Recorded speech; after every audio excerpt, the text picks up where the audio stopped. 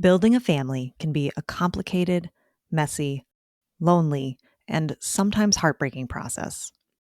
But you don't have to navigate this challenging journey alone. Welcome to the All Paths podcast, where we support and celebrate all of the different ways there are to try to grow your family. We're your hosts, Emily and Leanne from the nonprofit organization All Paths Family Building. And today we're excited to talk with women's health advocate and Chief Hope Officer, Leanna, about her journey. Leanna, thank you so much for joining us today. Thank you so much for having me. So before we get into your story, we would love for you just to quickly introduce yourself to our listeners. Yes. Hello, everyone. My name is Leanna Douglas. Everyone knows me as Hope Still Stands, and I'm a women's advocate sharing my story to help other women and other couples and anyone out there that is going through infertility, that you are not alone. There's still hope. And that's why my brand is called Hope Still Stands. Thank you so much for sharing that. I can't wait to dig into more. Thank you. Can you start by telling us about your journey to starting a family? Where did it all begin? Yes, it began in, my teenage years. I started having issues with my menstrual cycles, not understanding what was going on, having accidents in school, having excruciating pain. But in my 20s, before I married my husband, I was supposed to have surgery to remove a cyst. And I was like, I'm about to marry my husband in 2 weeks. There's no way I'm having surgery. So I canceled that surgery. And I talked to my husband about this before when we were dating. I'm labeled as the girl with bad periods. I was always labeled as that. So I said to him, now as a woman, I'm just going to let you know I have bad periods. Not understanding that bad periods was somehow connected to my fertility journey in the future. I never made that connection. No one ever explained that to me. I was just labeled as the girl with bad periods. I remember my parents telling me I was born with one kidney. There was blood on my stomach. So little things that just I didn't put together, but I kept it in the back of my mind. So after marrying my husband, we said, hey, we're going to wait a year. Let's wait a year to have children. We'll start, at least trying and, checking ovulation, going to the doctor.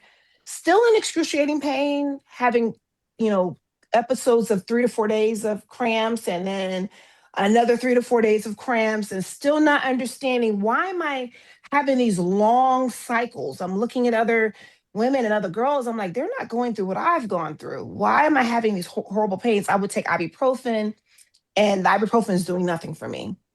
And so finally I went to the doctor because I felt like something is not right. And I went to go they referred me to have a hysterosalpingogram. And that's when they put this device inside of you and they inject dye into your uterus to take pictures. It was so painful that my husband had to be in the procedure with me. And usually, when you have these procedures, the doctors call in a couple of days or send a message to your MyChart. So the radiologist comes in right away and says, Mrs. Douglas, you have half a uterus. And I was blown away. I'm crying because I was in pain because there's no anesthesia for this procedure. And then this doctor is telling me I have half a uterus. I'd never heard of this. I couldn't even gather my thoughts. I'm looking at my husband and he's like, what? And thank God at the time I was working at the prenatal assessment center at this prestigious hospital in Bethesda, Maryland. And so I said to my husband, I know I'm off today because he was supposed to just take me back home. I said, baby, please take me to my job. I'm still crying because I'm overwhelmed. And I'm just like, what is happening? I said, but take me to my job. I just have a feeling that this is not right. It doesn't seem right to me. So I take the films. The radiologist was he printed the films out for me. Oh, that's awesome. Come on. I mean, who can make this up? So he gives me the films. He drives me to Bethesda. I walk in there with my husband and I remember this colonel in the army. Now I'm a civilian. A colonel in the army is doing ultrasound. So I'm going through infertility, but not knowing it's infertility at the time. So I have to say that. I don't understand that this is infertility. I never even heard of the word. So I go in with the films and he's doing ultrasounds on pregnant women. He's going from room to room, doing ultrasound, going to the next room. He's in his uniform and he says, Leanna, what are you doing here? I thought you were off. And I said, I am, sir. I said, but I need you to look at my films. He did not stop me. He didn't say you're not my patient. He didn't say you need to go to your doctor. He said, I will look at your films. I will never forget him. I remember he had his glasses on the tip of his nose. He puts the films in the screen and he said, you don't have half a uterus, you have 2. Whoa. So now I'm going from a cyst on my ovary to half a uterus. I don't have 2 uteruses? What? And he didn't stop there. He said, you need to research a reproductive endocrinologist. He went the extra mile as an ally and said, no, you need to do your research. And that empowered me. That's something that was the start of empowerment for me, because I didn't know how to use my voice before then. I carried the label of the girl with bad periods for years. So that shut me up. I kept my pain to myself. I cried to myself. I cried to my parents. But he empowered me by saying, you need to research a reproductive endocrinologist. What is that? I'm like, I don't know what that is. He said, go home and do your research. Literally, we left. I turned into Olivia Benson from Law and Order SVU. I'm on the computer. I'm doing my research. I'm like, what is reproductive? How do you even spell that? And this doctor at Johns Hopkins pops up. And she's the top reproductive endocrinologist. And I made my appointment. I called and made an appointment. And when I tell you, I went in for this appointment and she said, I'm going to let you know, I'm going to do a thorough exam. It's going to be painful. And I said, please, can my husband be in there? She said, yes. I cried, screamed. She did, I'm going to be blunt, vaginally and anally. I've never had anything like this before. And she's not being gentle. She's like, I need to know what's going on. She was like, yes, I think you do have double uterus. And I think it's maybe a diadelphys or bicornuate, and I'm still like, what are all these terms? I've never heard of these terms before. They didn't talk about this in school. They talked about say no to drugs, have safe sex. This is your brain on drugs. They never talked about fertility, reproductive health issues. They never talked about this. So all these words are coming at me and I'm like, what are you saying? And she was like, we need to schedule for surgery. I need to get a look at what's going on with your anatomy. And she schedules laparoscopic surgery. And I remember waking up from the procedure and the doctor, she's standing right there. It's not a nurse. It's not an assistant. It's not an intern. It's her standing there in my face. I opened my eyes and she said, hi, Leanna. She said, okay, well, we found endometriosis. I was like, what is endometriosis? And you have a double uterus and you have a double cervix and you have fibroids. I'm like, wait a minute. You're still coming out of anesthesia. How are you processing any of this? But she wanted to let me know right away. Everything that I was feeling for years. Why am I having period pains for 3 to 4 days? Only cramps on my left side. Then I'm cramping on both sides. Then I'm cramping only on the other side. You're just a girl with bad periods. No, I'm having 2 separate cycles every single month. 2 uteruses. It's 2 separate systems. But they shut me down. Many doctors try to quiet my voice. Many times my parents took me to the emergency room and the nurses will be talking, looking at me, thinking that I'm lying about my pain. They would stick the speculum in with such aggression, and my cervixes are at 9 o'clock. So they will always say in my chart, her cervixes are not visible. Never sending me for further testing. So that empowerment from that doctor where I worked opened the door for what I needed to hear, the diagnosis, all the things that I've been going through. This doctor I will never forget her standing in my face. I will never forget that. How validating to finally have someone tell you this is real and not something that you're overreacting to or making up. Yes, exactly. I felt for years that I was crazy. I literally, many tears I cried with my mom. I remember my mom would put wet towels in the microwave to heat them up and lay them on my belly. I will never forget that. How many tears I cried to my parents, and then getting married. And I'm like, why are we not having kids? Why? I'm still not connecting until Dr. Altman, I will say her name proudly. She said, you know what? I think this is why you're having issues having a baby. Still, like, okay, you gave me all the things I'm diagnosed with. Oh, this is why I haven't gotten pregnant. No one ever made that connection for me until her. And she said, okay, this is what we're going to do. We're going to make sure your cycles are regulated. I need you to get some ovulation kits. We're going to check your ovulation. Soon it was Clomid. We're going to try Clomid. The thing about Clomid, a lot of couples and women can get pregnant with multiples. Well, for me to have two uteruses, and those are smaller cavities that a baby will grow in. If I got pregnant with twins, that's more dangerous. I'm high risk. My right cervix actually was closed. So if I got pregnant in my right uterus, I would be on bed rest. I would have to get a cerclage. So now all these other things that I have to think about. If you get pregnant with Clomid and you have twins or triplets, we may have to terminate. It was overwhelming for us, but we were like, okay, this is what we have to do. It's like I was a robot. Okay, I got to go get blood work. Okay, I got to do this blood test. Okay, I got to get this MRI. I have to get a CAT scan because I'm like, this is what we have to do to get to baby. I want to see my husband be a father. That's what I wanted. More than seeing myself be pregnant, I wanted to see him be a father. Everyone else is getting pregnant around us. You see the commercials. I'm working at a hospital with women walking around, couples walking around with their kids and bellies. And I was like, I just want my husband to have a child, to have a baby of his own.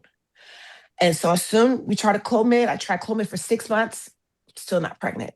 Ovulation kit, still not pregnant. Pregnancy test, throw it in the trash, negative. Negative pregnancies, negative. I mean, I was like, what else is there? She says, well, we can't do IUI. Now time has passed on. We can't do IUI because the device that we use for IUI does not fit into your anatomy. That's another thing that's not talked about. What about us that have two uteruses? What about the ones that have half a uterus?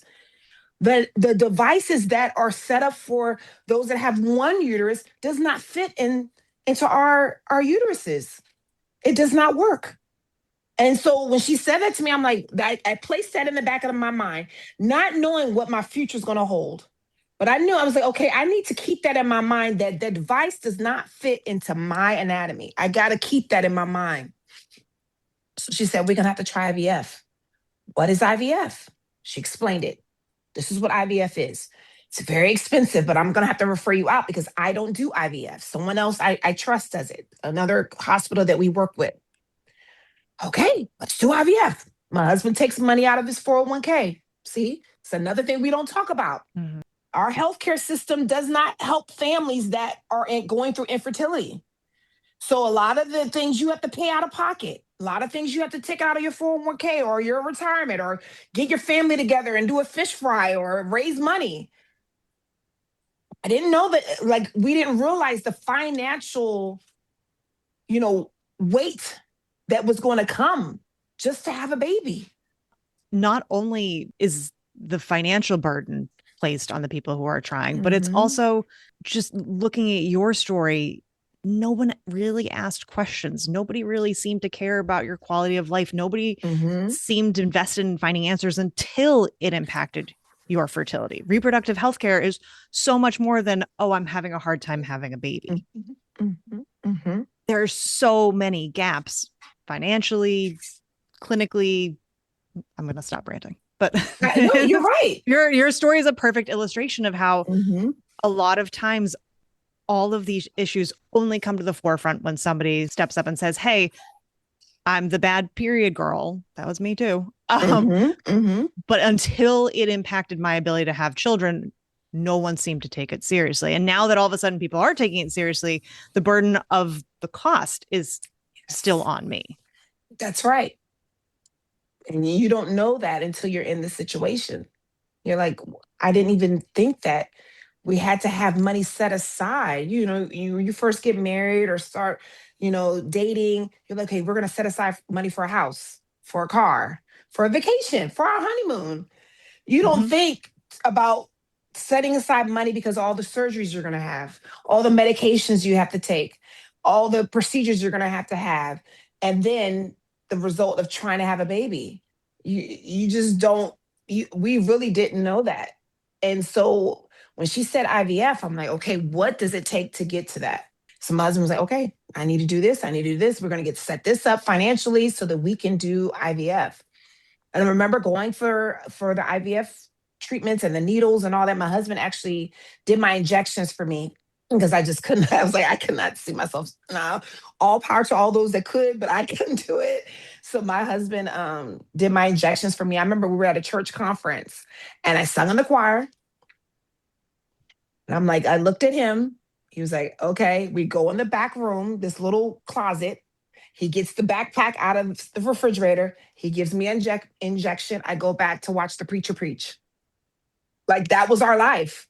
It's like we still have to go along with our routine, go to work, go to church, do everything we're supposed to do. But okay, let's stop. It's time for the injection. Come on, you know? And so when it was time for them to do the transfer, I remember putting the speculum in and the nurse having the ultrasound on my belly. And I'm just looking at him trying to get the speculum on my cervix. And my doctor that diagnosed me and did all the surgeries and everything, I actually had multiple surgeries with her. I didn't say that, but I had 3 surgeries with her. But anyways, she told her colleague at the other facility, at the facility I had the IVF done, she said, her cervixes are at 9:00. She would go inside and she knew where my anatomy was. Yeah. So she was like, hey, I just want to make sure when you're trying to put the speculum on, it's at 9:00. And I remember him trying and trying and trying. I'm just like, holding on for dear life. And the nurse is trying to get the ultrasound wand in the right place. And he finally got it on my cervix. And I remember seeing a little embryo going in. And I'm just like so optimistic. Oh my gosh. So when we were done, I was crampy, of course, but I was crying. I was like, finally, this is it. Like, this is what we've been praying for. It's been 6 years. This is, finally. My husband, they wheeled me to the car. My husband's all excited, gets me in the car. And they said, we'll call you. I think it was like, I can't remember, so long ago, 3 days, 6 days, a week or something like that with the results.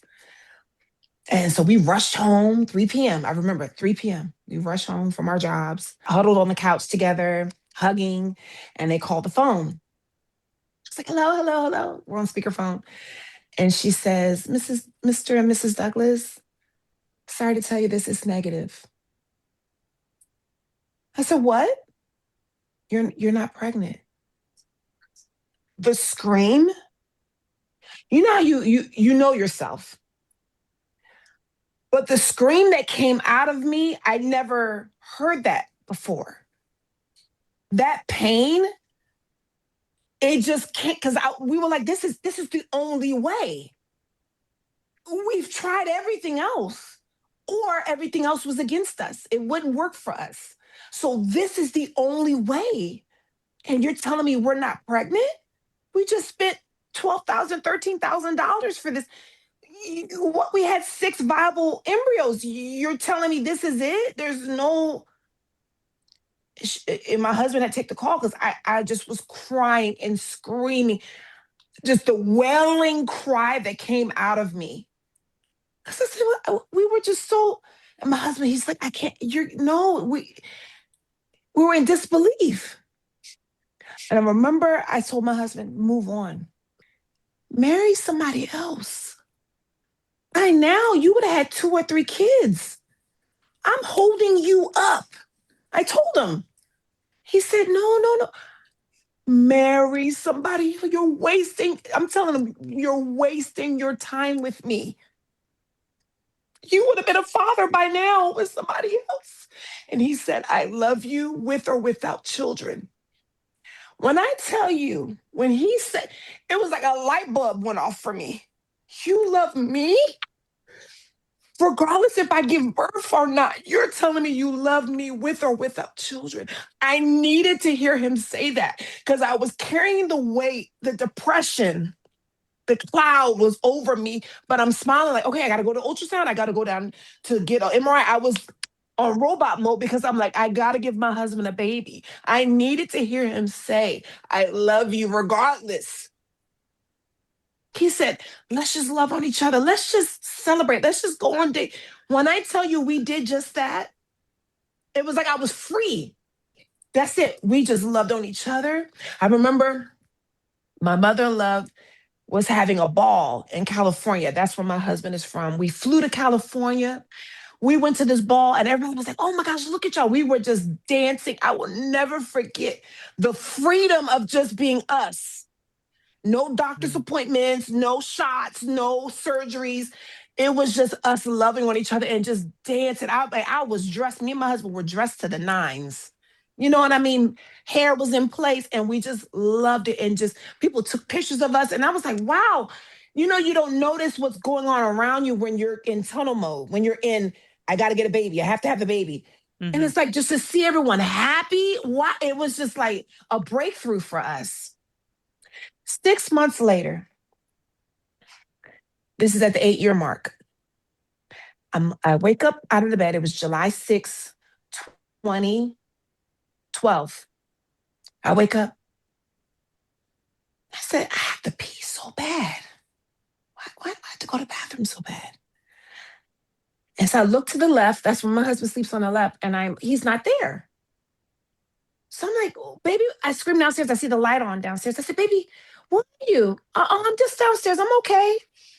I said, okay.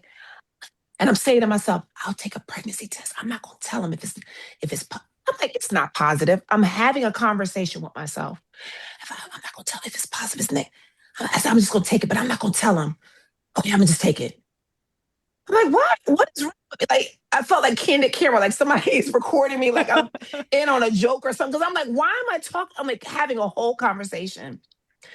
And I could barely make it to the bathroom. So I put the test. I put it down, put the top on it and put it down. And I said, don't look at it, Leanna. Because I always used to do what I need to do on the test and put it down and then look. You watch it.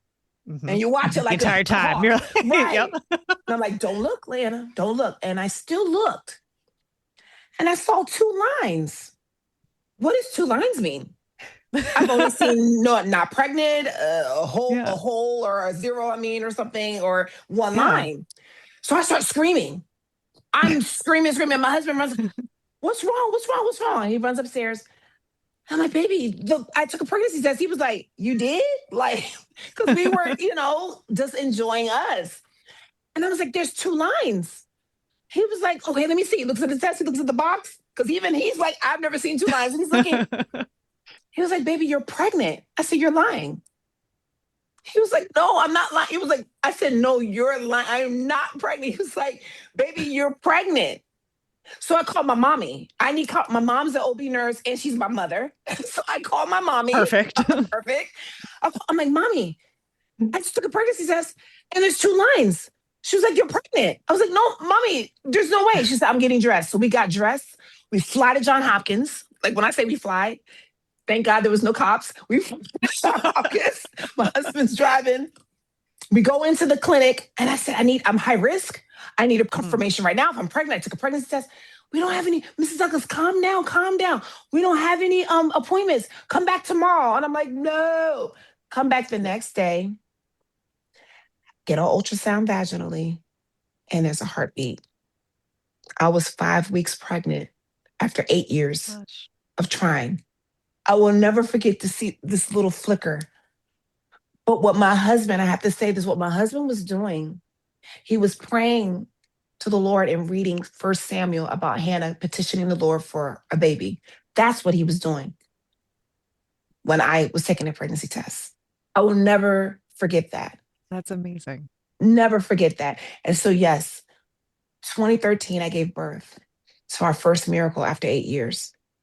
And it was the best experience. I had her early, though, at 32 weeks. I had preeclampsia, all these things because of my high blood pressure. But she was here. And I will never forget the feeling of like, I not just gave my husband a child. I'm a mother. This is what I've been wanting and praying for and longing for, that yearning in your heart. You may not show it outwardly, but that yearning. But I have to back up. After IVF, the lowest point of my life, I was really feeling down. After I told my husband to move on, and he says, I love you with or without children, there was something that happened. My husband was working night shift. And like I just felt like I wasn't enough. I wasn't woman enough. Still can't get pregnant. I was still having those feelings of depression and the devil telling me that I'm not worthy. I'm not supposed to be here. And I remember going into the kitchen and literally, this is a trigger warning, pulling up each knife in the butcher board to see which one was sharp enough. Like that's how broken I was feeling. That was how broken. And I know there's so many people out there that feel inadequate, that they're not worthy of love, that they are not enough because they can't conceive and because of whatever they're diagnosed with. Please know that you are enough, with or without children, no matter what your financial situation is, no matter where you live, no matter what color you are worthy of love. Don't let no one take that joy away from you. Don't let anything, any situation take away your purpose. Because that was my lowest point. That's where Hope Still Stands comes from. My middle name is Hope. The Lord said to me, Lenny, your life has a purpose. Hope still stands. Me?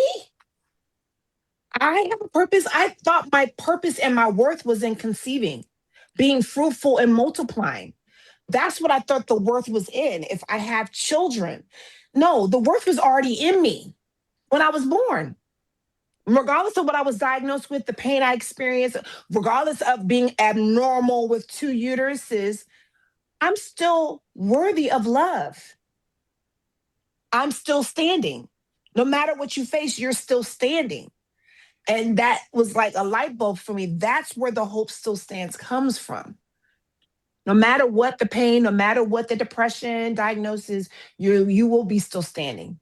You are still enough. And so we had our first daughter and loved on her. When I tell you, the family was just ecstatic. Our family, our friends showered her, gave us a wonderful baby shower before she was born. I mean, just the floods of emotions and love, and just finally like, wow, this happened for us. But after that, it was like, I gotta do something with this. I had already in my past been through sexual abuse.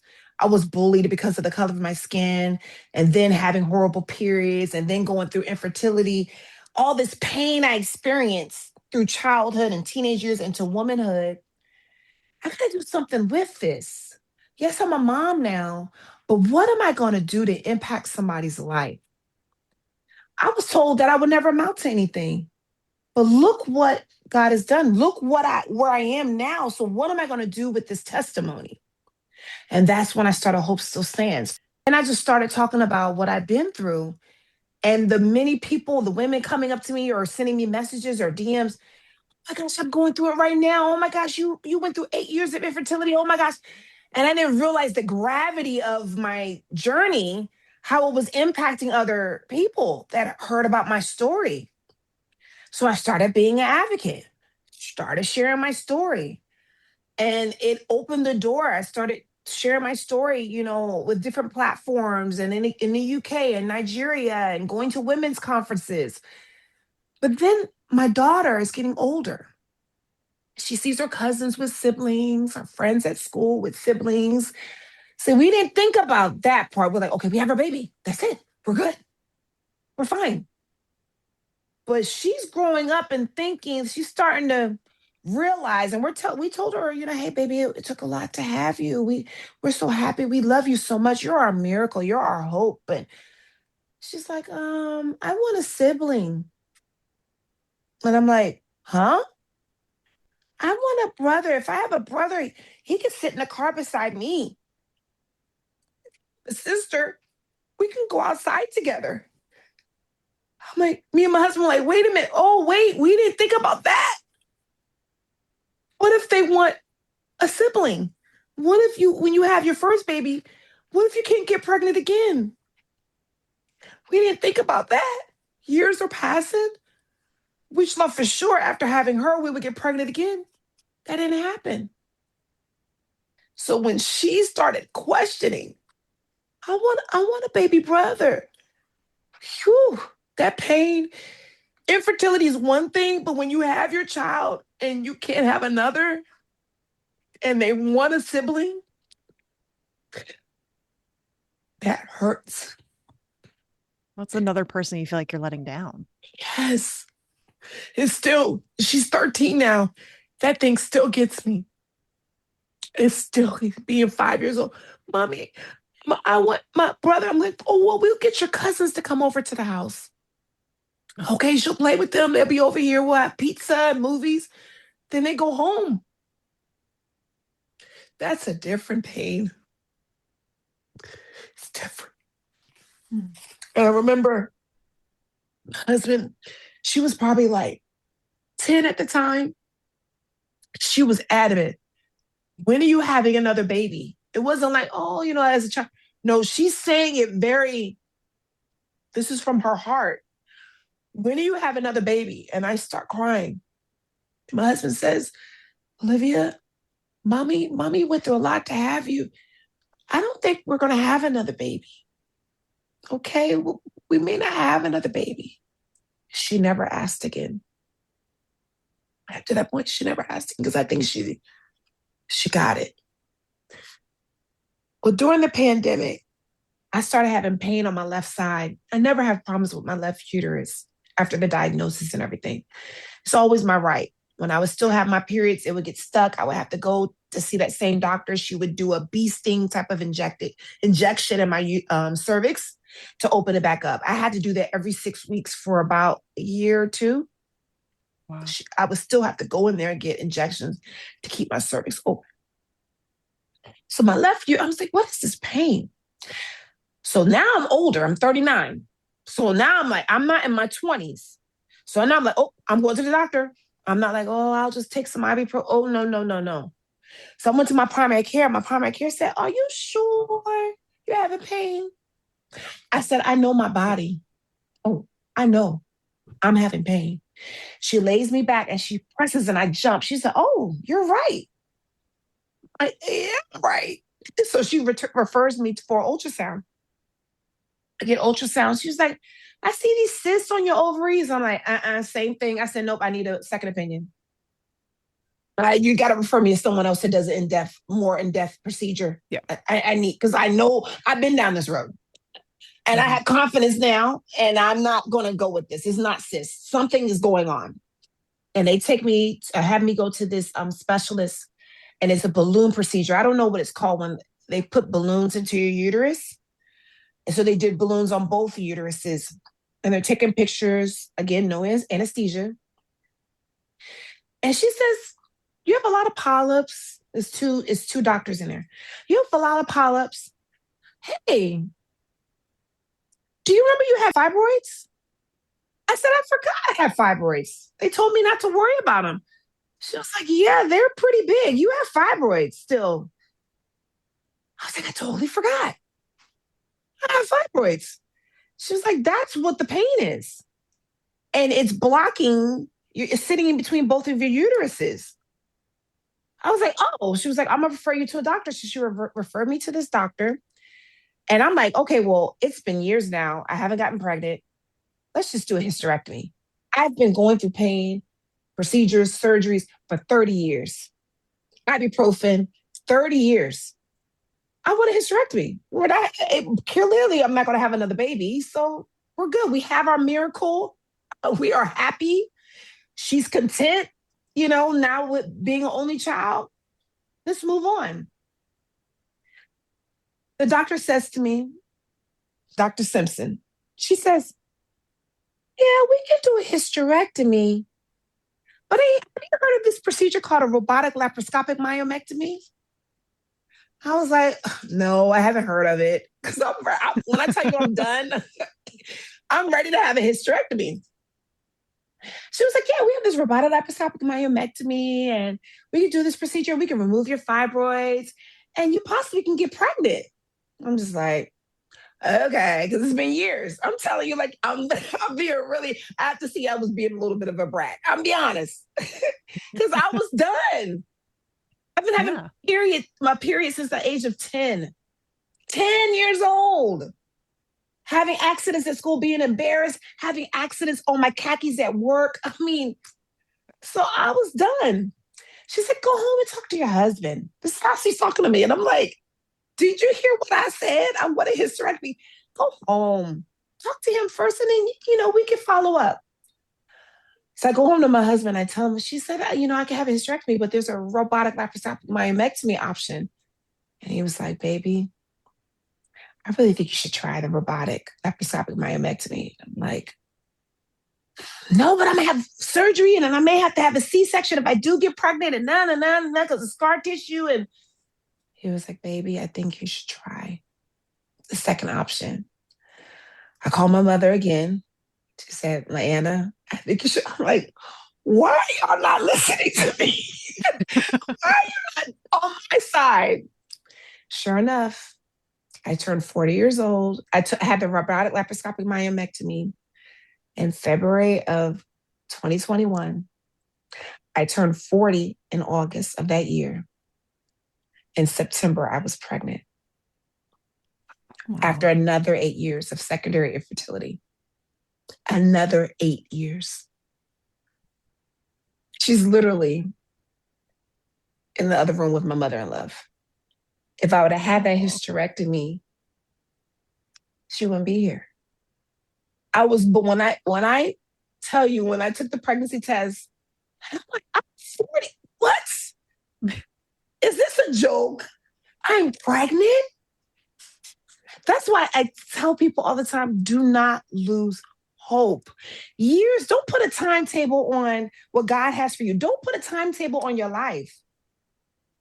8 years, which means new beginnings. Here she comes with a head full of hair. And I did have to have a C-section, which I was scared for that. I remember having the C-section. The doctor says, she has so much scar tissue. Oh my gosh, so much scar. And I was like, what does that mean? Scar tissue. And it affected me last year. My anniversary for my bowel obstruction is actually next month. Because of that scar tissue, I had a bowel obstruction last year. So I have to mention that. Please, if you have multiple surgeries, talk to your doctor about scar tissue. That's another thing that is not talked about. So I have to say that, but I'm still here after a very, very horrible bowel obstruction. I'm still here. But now I have 2 miracle daughters, born 9 years apart, and my oldest daughter has what she wanted, what she prayed for, even for herself. She, as a little girl, was like, this is something that I want, and she has it. And I'm just grateful. So now I just share our journeys and our stories to help as many people as I can. Wow, thank you for sharing your story. My goodness, there's just so many things to dig into.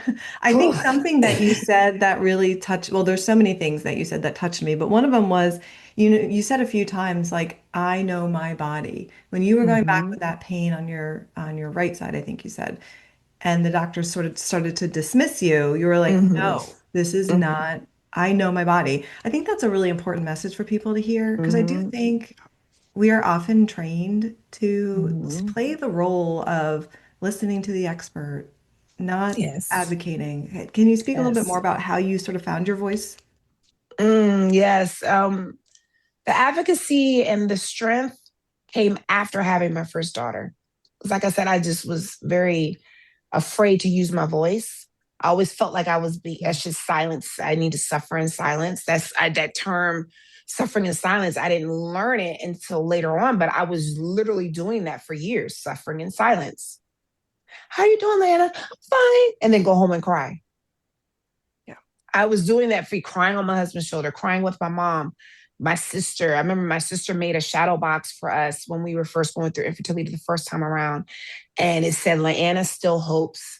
And it had baby feet. Little baby feet, and you will have a baby. It had scriptures in it, and we hung it on our wall. Every time we left the house, came in the house, we could see it. Now it hangs in my oldest daughter's room. So it was like that advocacy. I didn't know to speak up for myself, but that strength came after having her. I'm no longer going to suffer in silence. I am enough. So since I am enough, I need to use my voice. This is my body.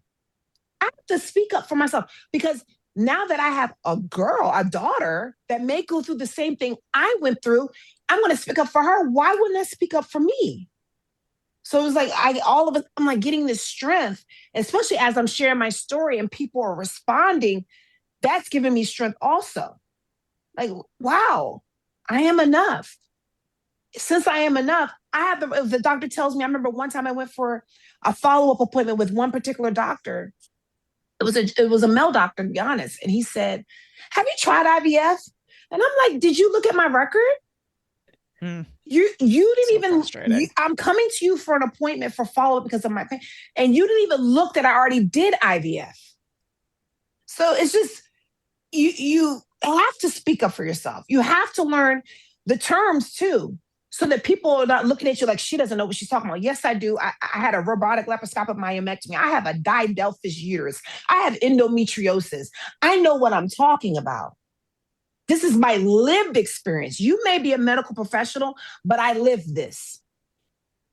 You are living this. You are experiencing this. So you have to speak up. And the thing about it is you don't realize the circles that you're in, your family members, or even at work, there are other people, other women, other couples that you work with, that you experience, that you interact with that are going through the same thing you're going through. So if you're keeping silent, they're keeping silent, everyone's suffering in silence. No, we need to be more strong. And I didn't say more strong, but in sharing, you will find out there's similarities. We're more similar than you think. We're more connected than you think. And you're like, oh, as you say something, they're like, oh yeah, I did the same thing. And I didn't know what to do. What medication did you take? Okay, how did it work for you after you had the surgery? How you've been feeling? How was your healing? How did your scar heal? And you're like, girl, I tried this and it didn't work for me. What did it do? And as you're talking, then that friendship starts to happen. That connection. And then you start to feel, I'm not alone. You can be surrounded by family and friends and loved ones and still feel alone. But when you find someone that understands what you've gone through, and that could be with anything. If you lost your job, you lost your home, you can't get a loan at the bank, you will find how much we are connected, how much we are similar, how much we have endured the same thing, and we need to lean on each other. I didn't have that in the 20s. Like now we have all these advocacy groups and support groups. In my 20s, I literally thought I was the only one. So that advocacy is just like, it grew inside me. Like, wow, I need to speak up because I am not by myself. And there's so many that are suffering and I don't want anyone to go through what I went through. Thank you. Stories are so powerful. They are. I'm so sorry that you weren't connected with the supports that you needed, but thank you so much for sharing your story, thank you. For finding your voice in a way that's now inspired so many other people to advocate for their own healthcare. So I know you mentioned Hope Still Stands community is on Instagram. How do you talk with people now about the importance of self-advocacy and women's health and reproductive health? Do you have like tips or tricks to get started if you're still just trying to find your voice? Yes, I just post. If I'm thinking about something, like I did a video the other day about things not to say to someone that's on their fertility journey. Like I get comments now still when I post about my double uterus. I wouldn't be able to live with a double uterus. I would just die if I had a double uterus. How can you live like that? So I'm like, wow, you're telling me I'm living. You're telling me that you would just die if you had a double uterus. Or if I heard that you have endometriosis, I can tell by your belly sticking out. Things not to say. It's very rude. Yeah. Don't ever ask any woman, anyone, are you pregnant? Don't ask them. Let them tell you. Because it's the worst thing, that feeling of someone asking when your belly's sticking out because you're doing IVF. Are you pregnant? No, I have 21, eggs growing inside me right now. Like or I just had surgery and I'm still healing. Like I still get that question now because I have a really, really deep incision scar from the surgery I had, the bowel obstruction, and people are always looking down at my belly. And it's just like, you just don't know what people are going through. You don't know what women are going through.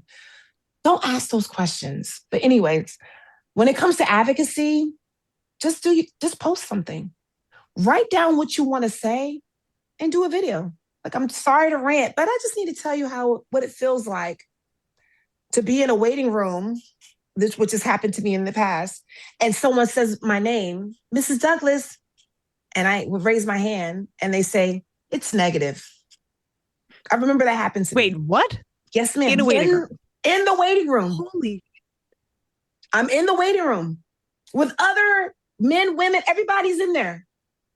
Do we not just, like, HIPAA just doesn't exist anymore? What the? In the waiting room. Mrs. Douglas? And I say, yes. Negative. Next. Calls the next person. Oh my God. And I ran out of there crying. Oh, that's something you can post that. I remember this happened to me because someone else, I know that happened to somebody else. I know.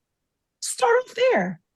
Hey, I have to take my needles today. And I also have my soda that I drink or my favorite coffee. Why not? Because there's someone out there that's doing the same thing, going through the same thing, and they're suffering. They're literally feeling like a storm cloud, a tornado is going around them. I don't know anyone else is going. I'm by myself because I know that's how I felt. You just make that first step. Make that first step. Hey, I just want to post today. I had to take my Clomid today. Here we go, guys. I have my Clomid and my bag of candy. Just start. And you never know whose life you're going to change. You never know. And also joining the support groups, start talking to other advocacy groups. And I'm telling you, I was ushered in. I was welcomed in with open arms. We would love for you to share your story. Can you speak? Can you be our key speaker? And then these doors have started opening for me. Traveling to Philly, going to DC, and I spoke at Congress 2 years ago. Same one that was told it would never amount to anything, that I was too dark, that I was ugly. I spoke at Congress and shared my story. Don't let anyone limit you. So if you have something in your heart that you want to say, what does it hurt to say it? Because you're going to help somebody. You really are. And while you're saying it, it's actually healing for you also. No longer living in shame. No longer living in regret. Oh, woe is me. No, I'm not saying not to cry. Crying is healing too. But as you share your story, you don't have to share everything at once, but parts of your story as you share it, it is healing. It is. Yeah, I think that when you hear other people sharing emotions or experiences that you can relate to or that you've been through, the power of not feeling alone is really huge. And I think that's something I know that I wish I had when I was going through my fertility journey. I didn't have a support group. And now I see how powerful it can be. Oh, yes. It's so powerful. It is, and it was necessary. I wish, you would think back. It's like, well, now we have the lived experience of how it felt to be alone. Now we can help those that are feeling alone right now. We can help those that are suffering in silence right now because we know what it's like. We can be that shoulder to lean on. When we needed somebody else to lean on, now that can be us. And I know there's so many out there right now that are still on the journey and are advocating. That's what blows my mind. They're on the journey and they're still speaking at women's conferences and at seminars, and they are still on the journey, literally doing injections or getting scheduled for surgery, and they are sharing their story. I'm blown away by that because I don't know I would have been able to been strong enough in my 20s to do that. But that is, and I tell them, I'm like, you are so strong. You don't know how many people you are helping. I make sure to make a point to tell them, because it takes a lot of strength to do it, because people do still judge you. They still shame you. I know one advocate who's out of the UK and Nigeria. She's the first woman I met that had 2 uteruses, 2 cervixes, but not only that, she has 2 vaginas. And people come into her comments and say derogatory things to her. Just like I get derogatory messages, but hers is on another level. And it's like, she's like, okay, you're doing that, but I'm still going to give girls period pads. I'm still going to advocate. She's still doing the work, even with the comments and people being negative. And that's the way I feel. People have said over and over, I would just die. Okay, you said that. I ignore that because I still have work to do. I still have things I have to do because it's bigger than me. It's bigger than you. You think, oh, I'm just on. No, it's actually bigger than us because we can reach the masses, regardless of what's going on politically in Congress, and they're taking away women's research. We still have work to do because we have some that are coming behind us. If we don't speak up, if we don't do the work, if we don't have podcasts like this, our voices won't matter. So we have to continue, regardless of what's going on around us. We have work to do. We need to get our backpacks, our shoes tied up. Let's go. We still have work to do. Yeah, absolutely. Just, I mean, your story is amazing. I feel like I still have so many questions. We could talk forever. But in the interest of wrapping up somewhat on time, there are two questions that we like to ask all of our guests, and we'd love to get your perspective on these. The first is, what is one thing that you would say to somebody who is just starting to grow their family? Know that you're loved. Know that you are worthy of love. Know that you are enough just as you are before you go into the next chapter. Embrace who you are, your beauty, your strength, your intelligence. Take yourself on a date. I didn't do that in my 20s. Go to your favorite restaurant, splurge. Go for a spa day. Go get your hair done. Do a new color. Get a haircut. Do something for you because you are enough. Then take that next step. Go for that surgery, that IVF, that whatever it is. Go to deal with the surrogate, whatever it is. But take care of you first. Self-care is important. And then don't push your loved ones away. I was quick, like I said, tell my husband, move on. Allow those around you that truly are on your side to love on you. Take it in because you deserve it. Take in the love. Go out for a walk and really look to the sky, like look out and say, look, I'm still here for a reason. Embrace it because you are enough. I love that. I love it. So how can someone show up for a friend or family member who is struggling to build their family? How you can show up is just being there. Sometimes I just needed someone to just listen. They didn't have to say anything. They could just come over and I'm just here to listen. Do you want me to cook you something? Are you hungry? Sometimes I just needed to laugh. Make me laugh. So just be there for them, just whatever you need. Do you want to talk about it? If you don't, whenever you're ready, let me know. I'm here for you. Just be that support in whatever way the person needs it. Because sometimes, like I said, you just want them to be, I just need you to sit there. Don't say anything. Let me just talk. Let me just cry. Let me just scream. Or let's just sit in silence. Sometimes that's all you need. I just need to make sure I know that someone's there.